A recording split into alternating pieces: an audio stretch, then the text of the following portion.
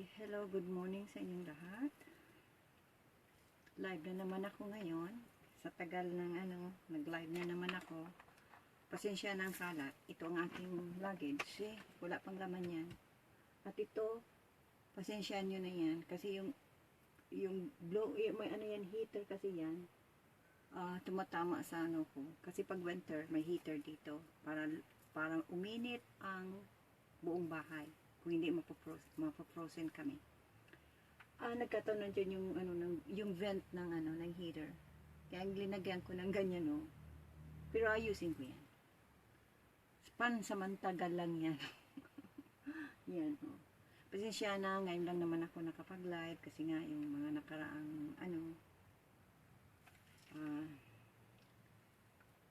mga linggo, stress ako masyado, wala akong ganang mag-live. Kaya kumusta na lang sa inyong lahat, hindi ko nakikita yan, basta pasalamat sa mga nanonood, ha? At ako nag-ready kasi every 2 weeks na out of town kami. At parang malamig din sa labas. Itong aking luggage, hand-carried. Hindi, wala pang laman yan. Kaya, diyan ko lang muna. Oops. Wala pa yung laman. Kaya dyan ko lang muna. Lalagyan ko yan. Soon. Sana matuloy ang biyahe namin, ha? Baka pag sino ba yan? Gagamitin ko ang aking mahiwagang, mata. Para makita ko. Ay, Jeneline Petter. Hello. Siyang unang nanonood. Ano na dito? Parang ang ilaw, oh.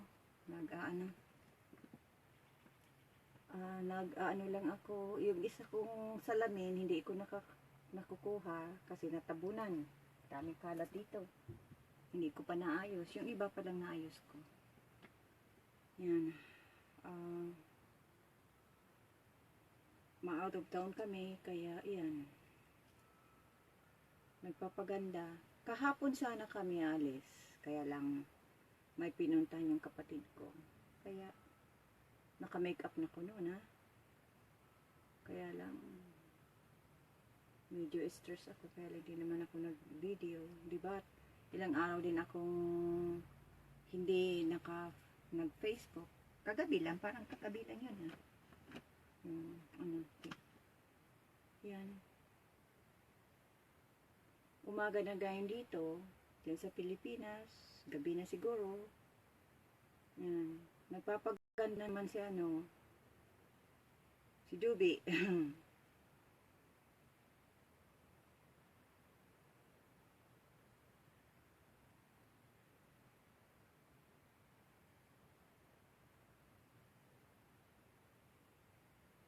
Kasi pag hindi ka nagpakanta, ay nagpaganda,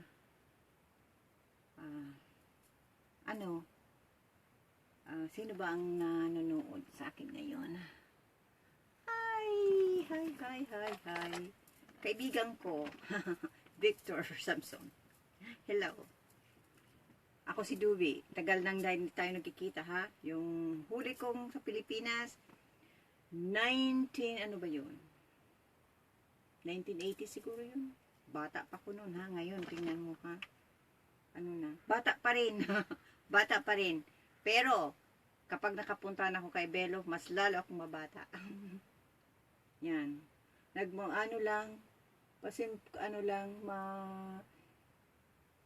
Salamat sa mga nanonood. Ako'y nagmamadali kasi nga out of town kami. Bihira lang ako mag-makeup. Kaya pag na-makeup ako, special occasion yan. Nasara. Ako minsan nalabas lang ako pang bahay kasi dito naman sa kanan ganyan yan eh. Hindi lang naman ako ang napunta dyan sa palengke na walang makeup, hindi nakaayos. Yan, pero sa Pilipinas, ha. Pero doon sa bahay, sa lugar namin, sa Dait, pag ako na umaga, nakapajama ako. Punta ako doon sa lote ko. Kikiusap ako doon sa, tumitira doon sa baha, sa lote. Nakaano lang yan. Ang pinagtataka nila, bakit daw ay nakamidyas ako. Kasi naman, sanay na akong magbidyas. Talaga, sanay. Sabi, may sakit ka ba? Sabi ko, wala, bakit? Bakit nakamidyas ka? Sabi ko, sanay na ako magbidyas.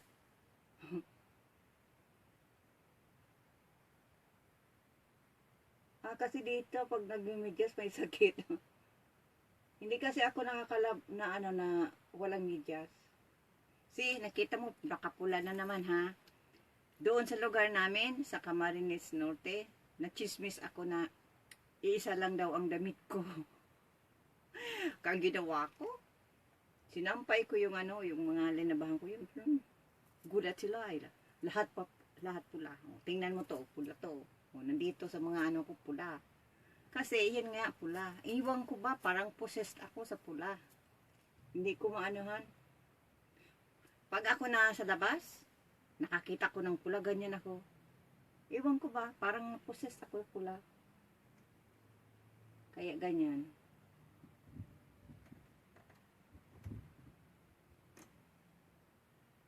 Kahapon sana kami labas. Wala rin nangyari. Tinamad na ako. Kabihis na rin ako noon. Kaya every 2 weeks, yan. Na out of town kami kasi napunta kami sa yung nagtitinda ng Pinoy na pagkain. Ay sa papain ng pagkain. Naman, dahil sa sinabihan ako ng doktor na mag-diet ako kasi na tumaba ako. Sa sobra kong stress, tumaba talaga ako. Yan. Nag-ano ako. Yung parang wala akong pakialam. Kain ako ng kain. Kain ako 10 times a day. Akala ko na nawala na naman. Malayo kasi ako sa doon sa connection. Kasi nga, dati ang kwarto ko nandoon, malaki ha. Kwarto to ng anak ko. Kaya lang nagkataon na pinalayas ako sa kwarto ko.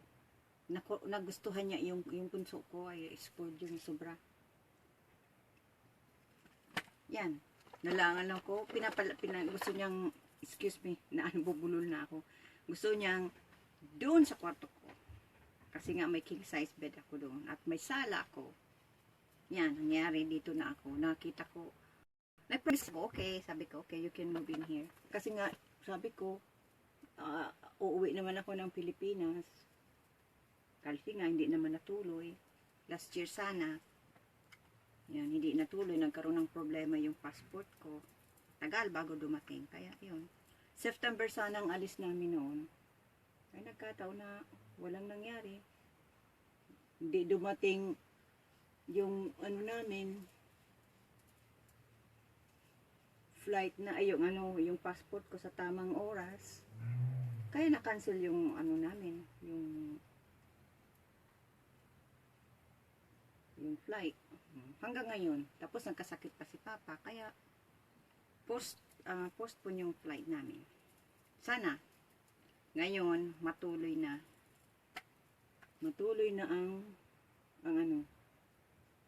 ang biyahe namin.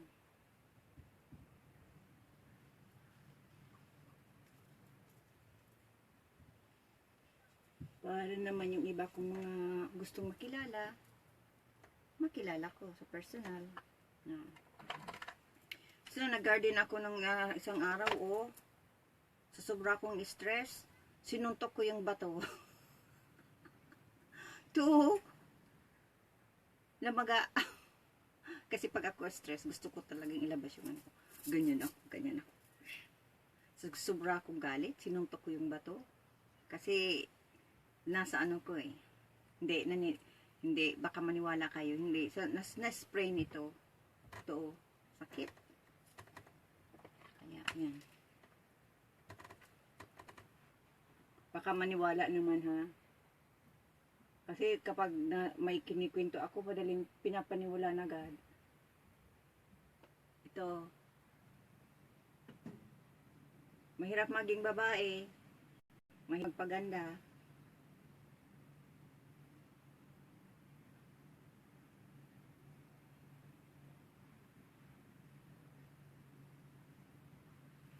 Galing ito sa Pilipinas. 2014. Ano? 2010. Souvenir to. Di ba umuwi kami 2009? Para mag-shooting ng indie film na produce ko sana. Kaya lang, naloko ako. Ayan. Punta kami sa probinsya. Uwi kami. Bago kami balik dito. Bili ko ito. Nadala ko. Kalain mo yan ha. Kaya pag nakikita ko to, naalala ko yung naloko kami nung nakilala kong indie film director. Na scammer pala. Ginagamit ang showbiz para manloko. Ginagamit ang Facebook para manloko.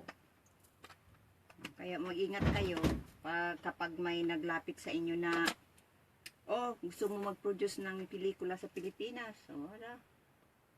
Katao naman. Naloko pa lang ako noon. Lahat na na-invest ko na wala. Kaya isinugal ko yung natitira kong savings. Sinubukan ko. Anong nangyari?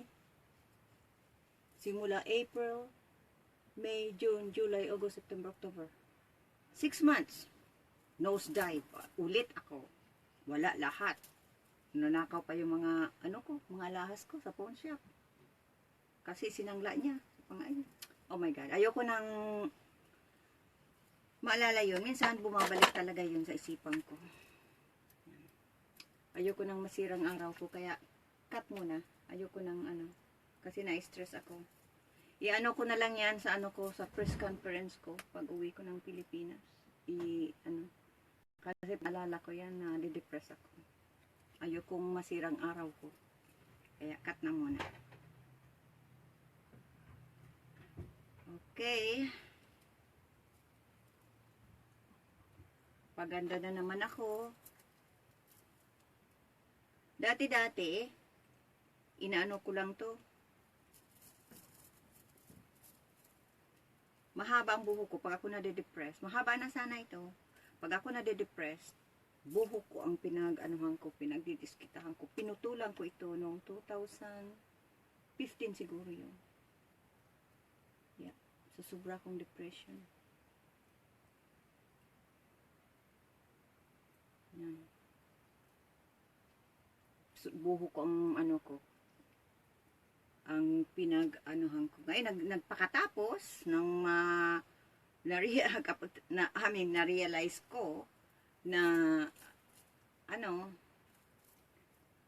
na ang buhok ko, sira na, putol na, sobrang ko, ang lungkot ko. Kasi nga yan, ganyan ako. Pero ngayon, hindi na.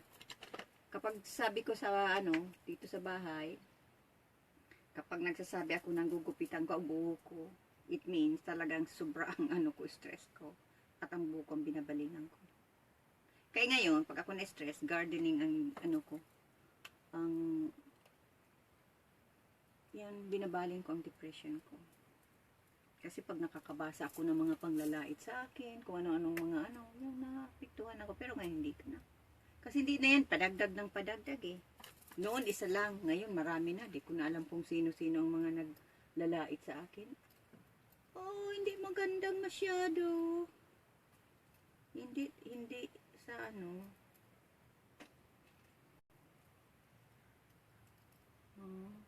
hindi maganda. Hindi ako satisfied sa ng buhok ko. Dapat kulot-kulot talaga yan.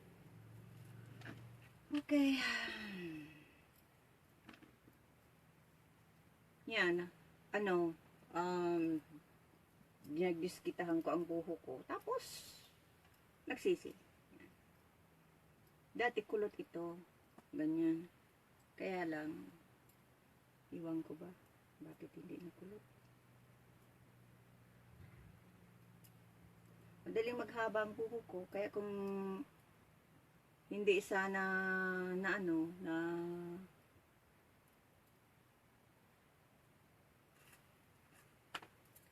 ito, may nabili ako ito. Ito ang aking paboritong. Nahilig ako sa hat. Ano ngayon sa July 1, 150 years ng, Happy Birthday Canada. Happy Birthday Canada, Happy Birthday Canada, Happy Birthday, Happy Birthday, Happy Birthday Canada. 150 years. Tingnan mo yan. Kaya ako ay proud Canadian kasi palaging nakapula. Tingnan mo yan pula. Yan. Proud Canadian ako kaya palagi ako nakapula. Hindi, bata pa talaga ako. Mahilig na ako sa pula. Yan. Kung mapapicture ako ng ganyan. Maganda ba? Hindi masyadong nakita ang mukha ko. Ito ang isusuot ko pag uwi ko.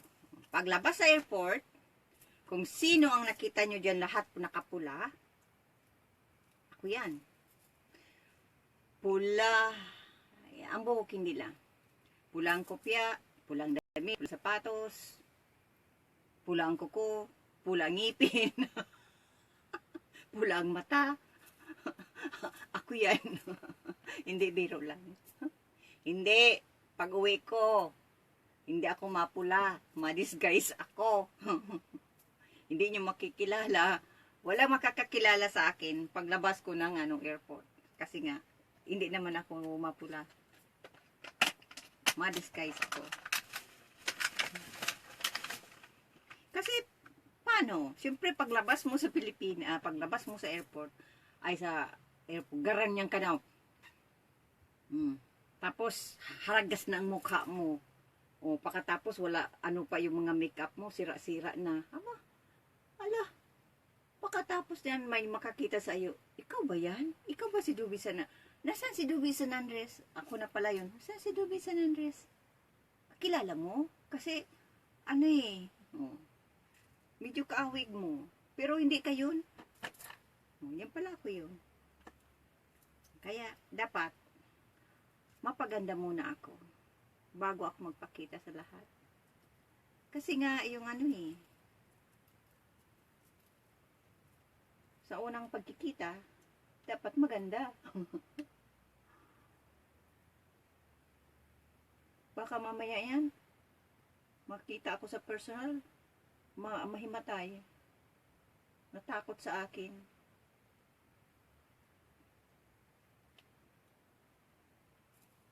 Yan. Okay, hindi pa inaayos kong buhok ko dito kasi hindi pa nga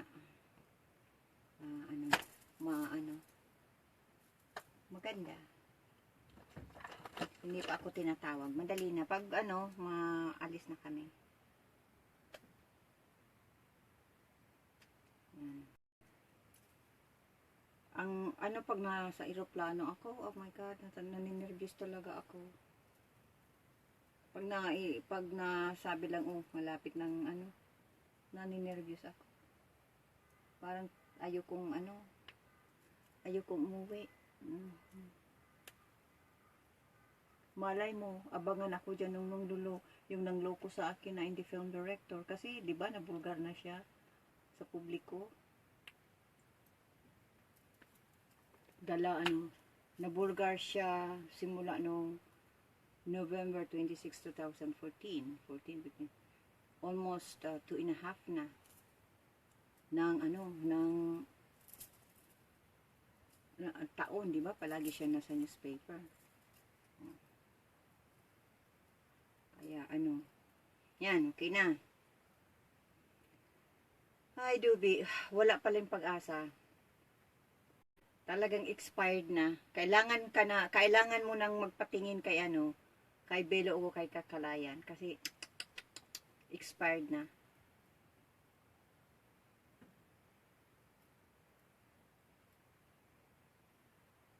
Yan, nagda-diet talaga ako dahil nga sa tumaba akong masyado. Yan. Pero ano na, simula ako nag-diet, April 18. Ah, ano ba yun? Yun? Yeah. Yeah, April 18. Tapos May 18, na isang buwan na. Sa 2 buwan, sa June na 18 or 19, 2 months na akong hindi kumakain ng white rice, white bread. Wala na. Kaya lang kailangan ko ng exercise. Masakit na ang ko, kamay ko eh. Kaya para yan ang ko, exercise ko. Na-sprain nga yung ko, kamay ko. Kaya hindi ko masyadong Okay, excuse ko lang yun kasi wala na akong lakas. Trying hard, di ba? Tinawag akong trying hard lady daw. Yung mga nagbaba sa akin, trying hard, kung ano ang mga tinatawag sa akin.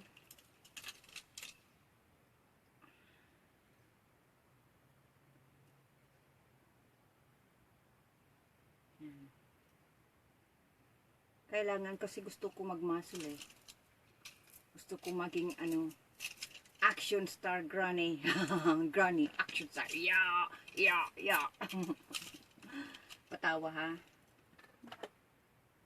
Pero yan gali ko, patawa. Pero pag ako stress, ayoko makiusap kahit kanino. Diba? Nawala ako sa Facebook. Kasi grabe nga yung stress ko. Ayoko makiusap. Ganyan ang gali ko. Pag ayoko makiusap, talagang ayoko makiusap. Yan ang ko, gali ko. Pero daan lang naman. Hinahanap ko yung aking pabango.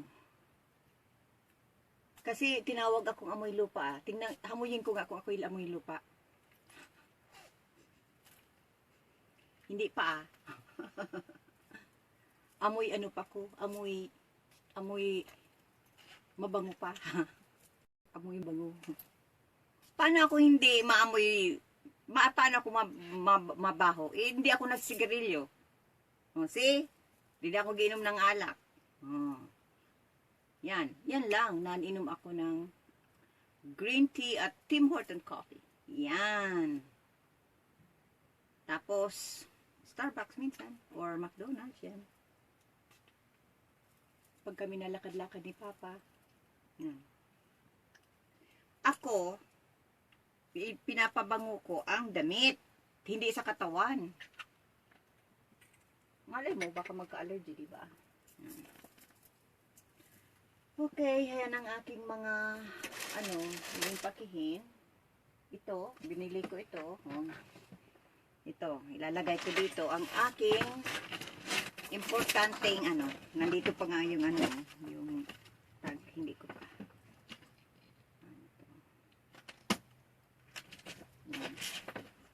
Diyan ko lang yan.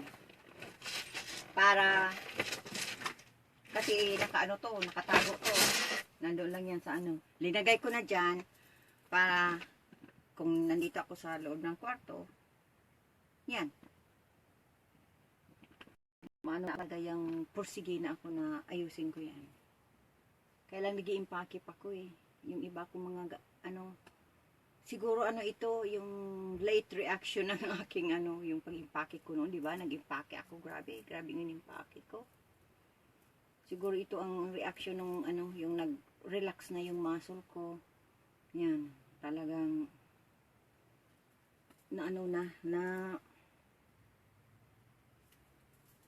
grabe yun, sunod-sunod ang impake ko noon. Nagpadala kami ng tracing kahon. Last month lang. Tapos,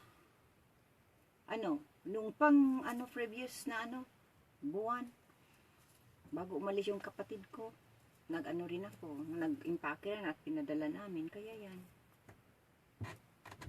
Yan.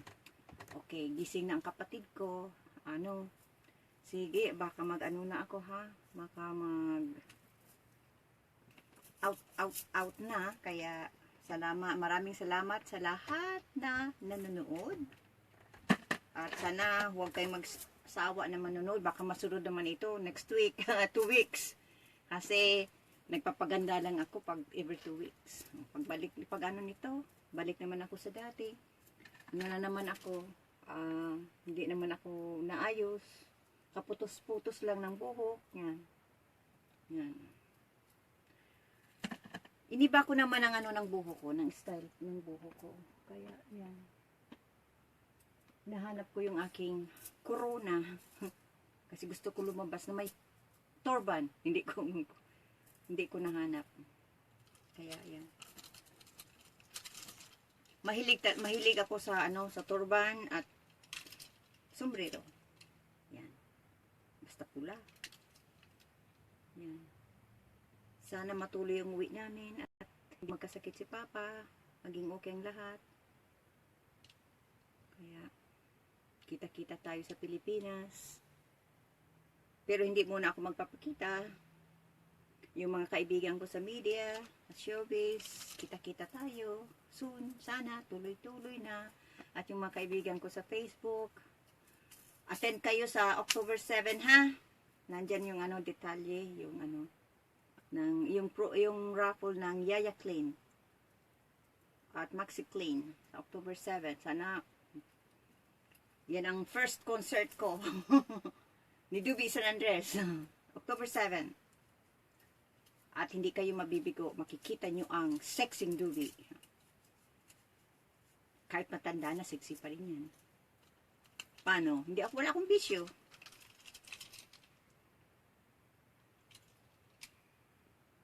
Alaga na ako sa katawan ko. Hindi na ako mga pabaya. Yung na-depress talaga ako. Mga lalo yung namatay si mama. Naapektuhan ako. Tagal. Hindi, ko na lang na nagbabakasyon siya. Somewhere. Ayokong na anniversary nila ni Papa kahapon, June 10. Tapos birthday ni Mama sa June 16. Yan. At yan. Gusto ko kasi magpamasol ako, 'di ba? Pag nagpapayat ka, ang taba mo nawawala. At yung gusto ko, yung ibang taba sa katawan ko magpalit na muscle. Kung hindi, lalaylayan mga kung iyan, lalaylayan. Ay, hindi pwede. Wala pa akong milyon na pangrituki sa buong katawan ko pag ako may milyon na. Hindi na ako magpapagod nito. Hindi na ako magpapakahirap. Mabayad na lang ako para pagandahin ako. Pero wala pa akong milyon eh. Nawala yung milyon ko. Ilang beses ako naloko. Umuwi ako 1994. Para ko yung pag-artista ko. Hindi pa nga sikat, nose dive na. Sexy ako noon. Ganda ng katawan ko. Talagang pwedeng isabak sa bold movies. Kaya lang nose dive, walang nakapansin sa akin. Naggastos na yung pera ko. Ilang buwan din ako noon. Siyempre, magastos, diba? Pag umuwi ka ng Pilipinas, magastos. Wala. Balik ng Canada. Pagkatapos, nag-invest ako. Kinalimutan ko na yun. Nag-invest ako kung ano-anong mga pinato. Nag-ano ko sa realty. Fish pond. Anong nangyari? Naloko rin ako. Bakit ba ako palaging shoot. Ang buhok ko na, Bakit ba ako palaging linuloko, ha? Bakit ba? Lahat na pinasukan kong pero lagi kong linuloko. Yan, nawala yung pera ko talaga. Kaya makilala ko yung indie film director na yun noong 2008. 2009. Kalulugi ko lang doon sa fish pond. 3 years ako nag-support. Sa fish pond, padala ako ng padala. Anong nangyayari? Wash out. Ha? Ubos pera ko. Ay, nako po. Yan. Kaya,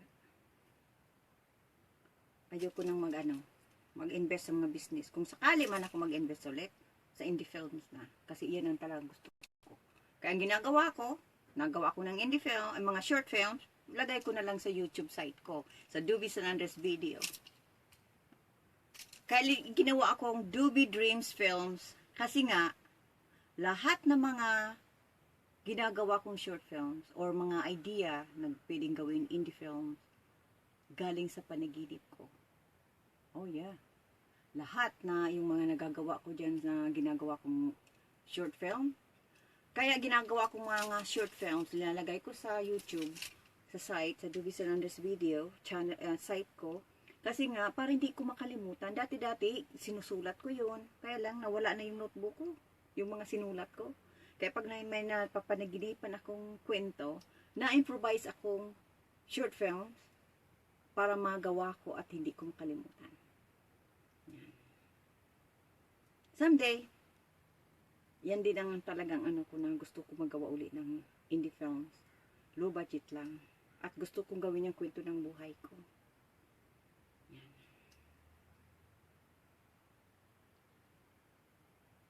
At yung kwento ko, yung naloko ako. Yan. Naloko ako ng mga mangloloko. Yan. Yan ang ko. Para makabigay ng aral sa lahat.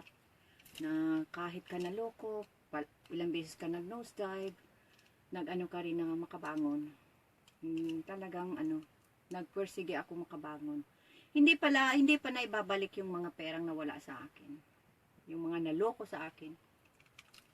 Hindi pa nakabalik. Kung hindi sana ako naloko, talagang milyonarya ako. Kailang naloko eh. Ibang ibang yumaman. Sa pera ko, ibang yumaman. Kaya, noon hindi ko yun matanggap-tanggap. Pero ngayon ko na. Makakabalik din yun. Inisip ko. Habang may buhay, may pag-asa. Makakabalik din yun lahat. Yung mga sa akin, makakabalik din yun. Kaya ang ko na, wag nang basta-basta magtitiwala talaga. Hindi na. At hindi na ako sobrang bukas ang dahil ako darating ang araw akong kawawa pag ako nabusan, wala akong malalapitan. Wala yung bumagsak ako, nosedive, talaga. Wala akong nalapitan. Talaga nagkahirap-hirap ang buhay. Akala ko nga hindi ako makakabangon. Talagang